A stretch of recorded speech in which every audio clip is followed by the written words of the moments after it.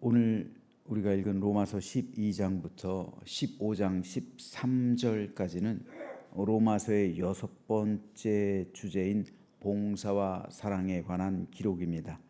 오늘 이 가운데 가장 처음 부분인 로마서 12장을 읽었는데 12장은 크게 세 문단으로 나눌 수가 있습니다. 1절과 2절은 그리스도인의 윤리의 기초로서의 하나님께 대한 성도의 자세에 대한 기록이고요. 3절로 13절은 서로 지체된 교회 안에서의 성도의 자세를, 14절에서 21절은 사회에서의 성도의 자세에 대한 기록을 남기고 있습니다. 오늘 이 가운데 가장 먼저 1절과 2절 말씀에 대해 살펴보겠습니다. 그러므로 형제들아, 내가 하나님의 모든 자비하심으로 너희를 권하노니 너희 몸을 하나님이 기뻐하시는 거룩한 산제물로 드리라. 이는 너희가 드릴 영적 예배니라. 너희는 이 세대를 본받지 말고 오직 마음을 새롭게 함으로 변화를 받아 하나님의 선하시고 기뻐하시고 온전하신 뜻이 무엇인지 분별하도록 하라.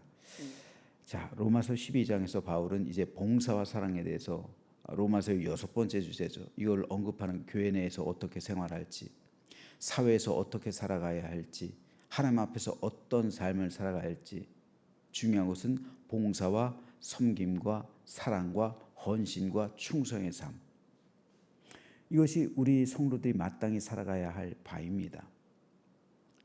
그런데 봉사와 사랑을 본격적으로 말하기에 앞서서 성도가 하나님 앞에서의 어떤 마음 자세를 가지고 어떤 마음가짐으로 살아가야 할지에 대해서 바울이 가장 먼저 1절에서 말하고 있는 겁니다. 그것은 한마디로 성도의 몸을 하나님께서 기뻐하시는 거룩한 산제물로 드리라는 거예요.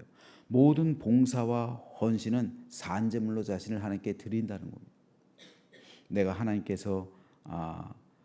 예배드리는 것, 모든 예배 행위들, 모든 섬김의 행위들, 모든 헌신과 교회에서 행하고 있는 그 모든 충성된 행위들, 이것이 다 하나님께 나 자신을 산제사로, 산제물로 하나님께 드리는 행위라는 거예요.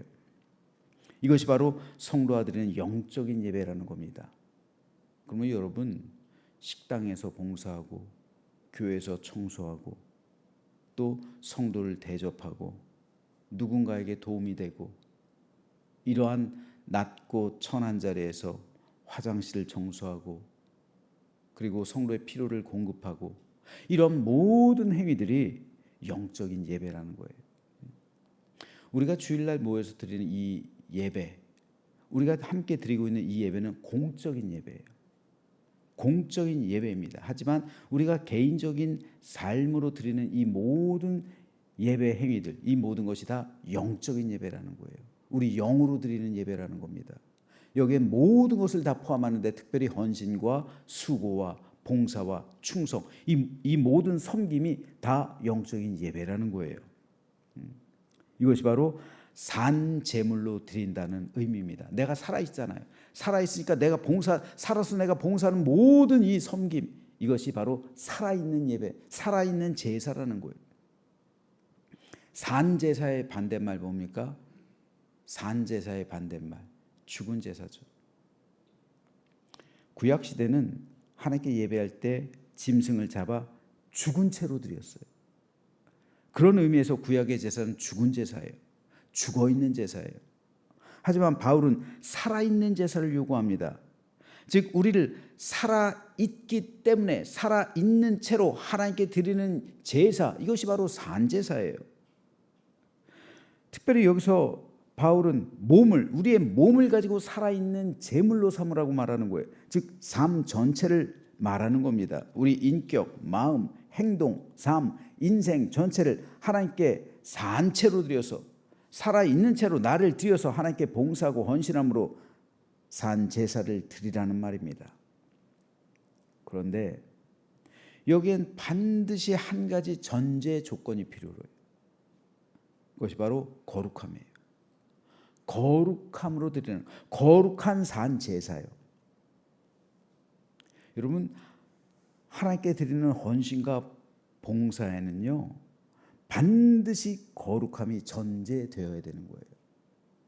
우리는 거룩하지 않고서도 얼마든지 봉사할 수 있고 헌신할 수 있어요.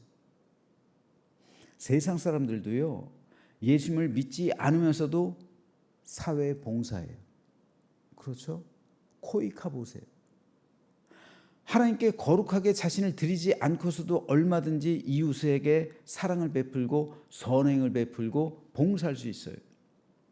교회에서도요, 온전한 믿음이 없는 상태에서, 다시 말해서 하나님 보시기에 거룩함이 없는 상태에서도 얼마든지 청소할 수 있고 봉사할 수가 있어요. 똑같은 헌신과 봉사와 섬김처럼 보이지만, 그러나 하나님께서 받으시는 예배자, 하나님께서 받으시는 예배는 거룩함이 들어가야 돼요. 거룩한 산 제사가 돼야 되는 거예요. 거룩함이 없이도 우리는 봉사할 수 있어요. 근데 거기에는 필연적으로 어떻게 됩니까? 거룩함을 잃은 예배, 거룩함을 잃은 봉사는 뭐가 중심이 돼요? 자아가 중심이 돼요. 자아가. 내가 중심이 되는 거예요. 거룩함을 잃은 헌신과 섬김과 충성과 봉사는 그러므로 내가 중심이 되기 때문에 내가 영광받는 거예요. 그 섬김에 대한 대가를 요구하는 거예요. 내가 이렇게 섬겼는데, 내가 이렇게 헌신했는데, 내가 이렇게 충성하는데, 내가 뭐 교회에서 돈 받고 해? 이런 말이 나오는 거예요. 나중에 내가 교회에서 돈 받고 해? 이런 말 나오는 거예요. 그럼 뭐예요? 대가를 달라는 거죠. 대가를. 내가 돈 받고 하진 않는데 대가를 달라는 거잖아요. 그 대가가 뭡니까? 존중이잖아요. 내가 이렇게 하니까 날 존중해야지. 난 돈 요구하진 않아. 그러나 나를 존중해줘. 이거잖아요. 내 영광입니다. 예, 내 영광. 그러므로 거룩함을 잃은 제사는 하나님께서 영광 받으시는 게 아니에요. 거룩함을 잃은 헌신과 봉사는 하나님께서 원하시는 게 아니에요. 우리는 거룩해야 됩니다. 하나님 앞에서 진실해야 돼요. 그렇게 거룩한 산 제물로 나를 드릴 때 그게 바로 예배가 되는 거예요. 예배의 대상은 오로지 하나님이죠. 하나님께만 영광을 돌리는 거예요. 하나님께서만 영광 받으시는 거예요. 그때 비로소 나의 예배를 통해서 하나님께서 홀로 영광 받으시는 것이고 하나님의 기쁨이 되는 것이고 하나님의 자랑이 되는 거예요. 그러므로 이 거룩함을 잃고서 드리는 봉사와 헌신은요, 그 예배가 나를 향하게 돼요. 그래서 내가 영광 받는 거예요. 내가 높임 받는 거예요. 이 헌신을 통해서, 이 수고를 통해서, 이 봉사와 섬김을 통해서 내가 드러나는 거예요. 내가 높아지는 거예요. 그러므로 거룩함으로 하나님께 드리는 것, 이것이 선행되어야 할 산제사의 전제 조건입니다. 자, 그렇다면 우리는 어떻게 해야 내 몸을 거룩한 산제사로 하나님께 드릴 수 있을까요? 거룩한 산제사, 어떻게 해야 나 자신을 거룩한, 하나님께서 기뻐 받으시는 거룩한 산 제물로 나를 드릴 수가 있을까요? 이에 대해 바울은 세 가지 답을 제시하고 있습니다. 그것은 첫째로 이 세대를 본받지 말라는 거예요. 이 세대란 한마디로 하나님 중심이 아니라 세상 중심을 말해요. 세상 중심의 삶. 그리고 세상 중심의 삶의 중심에 또 나 자신이 있는 거예요. 즉 세상의 모든 종교는 만들어진 종교죠. 기독교를 제외하고는요. 이 종교는 뭡니까? 하늘로부터 임하는. 근데 세상에서 종교는 세상에서부터 하늘로 향하는 거예요. 그러니까 이 종교의 중심은 나예요. 나를 만족시키고 나를 충족시키는 그게 신앙이잖아요. 세상에서의 신앙이에요. 하지만 기독교는 그렇지 않아요. 하늘에서부터 임한 것이기 때문에 하나님 중심이 될 수밖에 없습니다. 어제 말씀드렸던 예수님의 말씀 가운데 마태복음 6장 24절 세 번역으로 다시 한번 읽어보면요. 아무도 두 주인을 섬기지 못한다. 예수님의 말씀이에요. 한쪽을 미워하고 다른 쪽을 사랑하거나 한쪽을 중히 여기고 다른 쪽을 업신 여길 것이다. 너희는 하나님과 재물을 아울러 섬길 수 없다. 자, 이는 우리가 사랑해야 되고 따라야 할 대상이 무엇인지에 대한 예수님의 가르침입니다. 세상에 속한 사람은 세상에 가치를 두어요. 세상이 주는 것으로 만족을 얻습니다. 그 안에서 행복을 누려요. 그래서 내가 신을 섬기는 것 같지만 실상은 나를 섬기는 거예요. 세상 모든 종교의 중심은 내가 있는 거예요. 나. 그래서 나를 섬기는 거예요. 그러니까 진정한 신은 나란 말입니다. 나라는 신을 섬기고 있는 거예요. 하지만 예수님을 나의 하나님, 나의 왕, 나의 구세주로 영접한 사람은 예수님이 나의 주인이 되십니다. 그래서 하나님께서 주시는 은혜 가운데 참된 만족과 그 안에서 누리는 자족의 삶을 살아가요. 재물이요? 이 세상 살아갈 때 반드시 필요합니다. 하지만 재물은 하나님을 섬기는 수단이어야지 재물이 인생의 목적이 되거나 재물을 하나님보다 더 중요하게 생각하거나 더 가치를 두어서는 안 됩니다. 세상 사람들은 돈의 신을 섬겨요. 하지만 우리는 이 세대를 본받아서는 안 됩니다. 그리고 돈의 신의 중심에 나가 있는 거예요. 나 자신이요. 이것이 이스라엘 민족이 부딪히고 있었던 그런 우상 숭배의 실체잖아요. 그래서 바울은 말해요. 탐심은 곧 우상 숭배이라. 다시 말해서 나 자신을 섬기는 거예요. 나라는 우상이 제일 큰 우상이에요. 이 우상을 십자가에 못 박지 않고서는 우리는 하나님을 섬길 수가 없는 거예요. 나라는 우상, 내 자아라는 우상, 내 자존심, 세상에서 가장 강력한 우상이 바로 나예요. 나라는 우상. 종교요? 사실 그 종교도 나를 섬기는 수단이에요. 근데 기독교에서도 이렇게 하면 안 되잖아요. 기독교 복음이 이러면 안 되는 거잖아요. 하나님도 나를 섬기는 수단이 되면 안 되는 거잖아요. 수많은 교인들이 지옥으로 향합니다. 왜요? 나를 섬기니까. 나를 섬기는데 하나님을 대입하는 것뿐이에요. 하나님이 나를 섬기는 수단이 되면 안 되는 거예요. 하나님을 믿기 때문에 내 자아를 그리스도의 십자가에 못 박는 것, 이게 진짜 믿음이에요. 그렇기 때문에 세상에서 가장 중요한 것은 내가 아니라 하나님이 되는 것, 하나님께서 내 중심이 되는 것, 이것을 하나님께서는 요구하시는 거예요. 이 세대를 그러므로 우리는 본받아서는 안 됩니다. 이 세상의 중심은 나예요. 다 내가 중심이에요. 사단은 그것을 이용합니다. 그렇기 때문에 너희는 이 세대를 본받지 말라. 이것이 거룩한 산 제사로 나를 드리기 위한 첫 번째 조건이에요. 둘째로 바울은 마음을 새롭게 함으로 변화를 받으라고 말합니다. 바울은 고린도 교회에 보낸 두 번째 편지에서 이렇게 말해요. 그런즉 누구든지 그리스도 안에 있으면 새로운 피조물이라. 이전 것은 지나갔으니 보라 새 것이 되었도다. 우리가 예수 믿고 구원받으면 내 안에 즉시 성령께서 임하시죠. 그래서 내 신분은 하나님의 자녀로 돼요. 내 영혼은 영원한 천국을 유업으로 상속받습니다. 그러므로 우리는 새로운 피조물이 돼요. 그 순간 우리는 거듭난 새로운 사람이 됩니다. 이에 따라 구원받은 사람은 마음의 변화를 받게 되는 거예요. 마음의 변화. 제가 영국에 갔을 때 감자를 먹고 싶어요. 뭐 가난하니까 감자, 그 롯데리아 같은 그 버거집에 들어가요. 그래서 포테이토 달라고. 못 알아. What? 못 알아. 어이없다는 식으로. 포테이토. 뭐, 내 발음이 후진가? 못 알아듣는 거예요. 말해줍니다.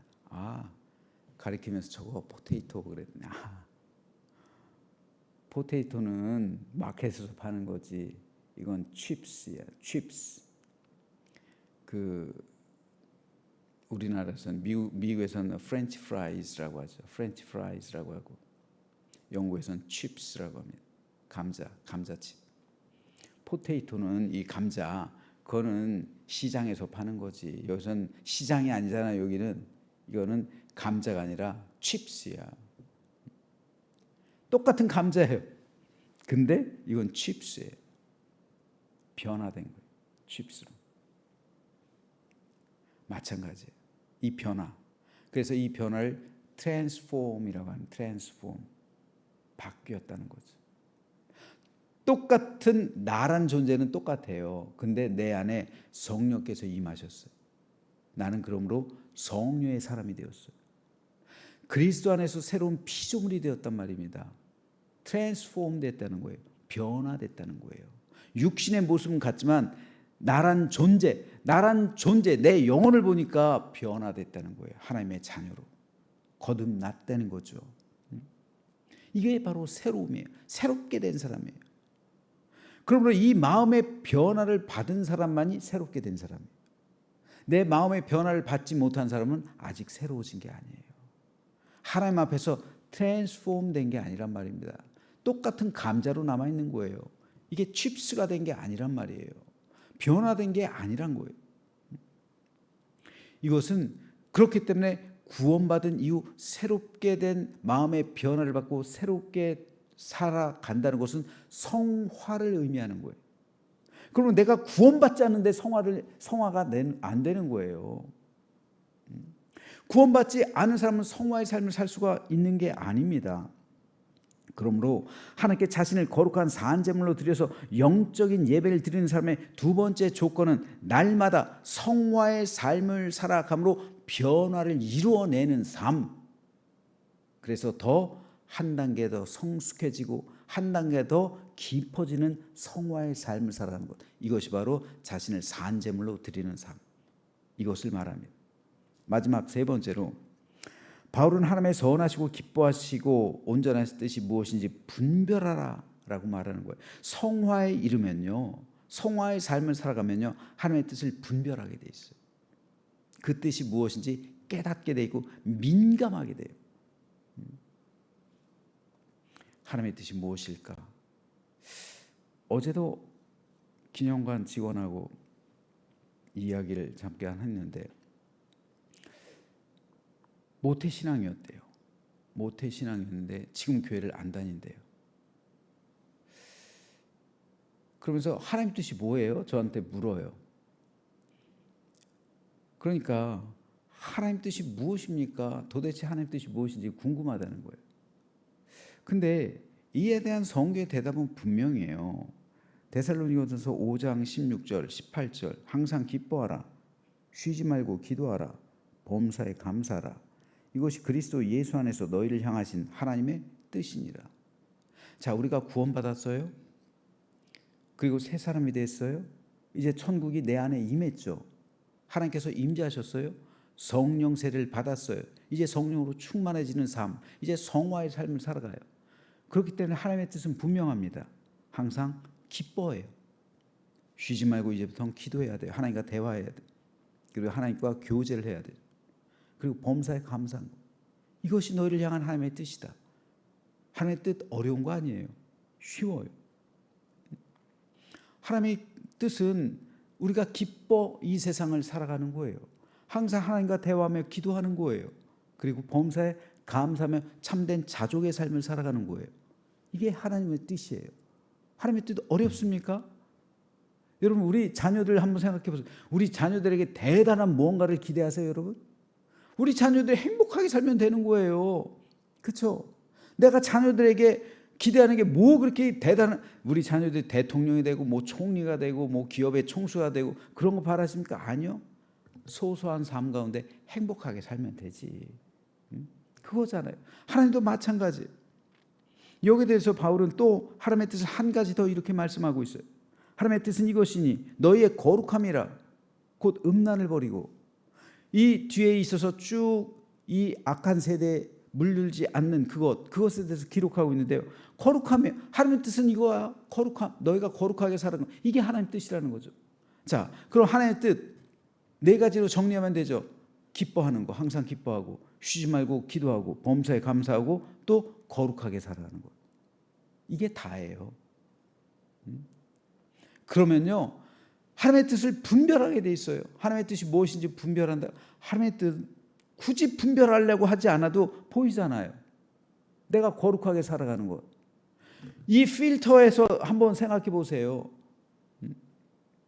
그러면은 우리는 우리가 성령 충만하면요, 그냥 우리가 결정하는 모든 것이 하나님의 뜻이에요. 내가 성령으로 충만해지고 그러면은요, 내가 기도하는 가운데 결정하는 거, 그게 하나님의 뜻이에요. 왜요? 하나님께서 인도하시기 때문에. 근데 내 마음의 양심에 걸리거나 어떤 거리낌이 있어요. 그러니까 여러분, 기도하지 않고 결정하는 그 모든 건 하나님의 뜻이 아니에요.